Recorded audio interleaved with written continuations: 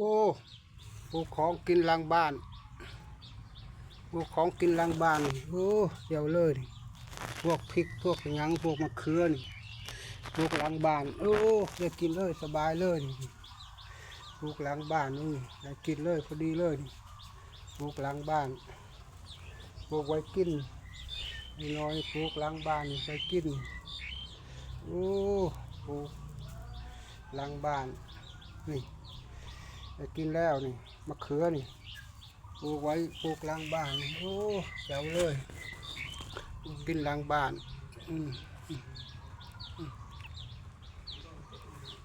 ปลูกหลังบ้าน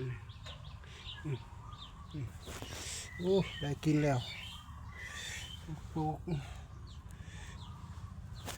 โอ้ดำแผลห้อยแผลห้อยบางสีห้อยบางสีห้อยแผล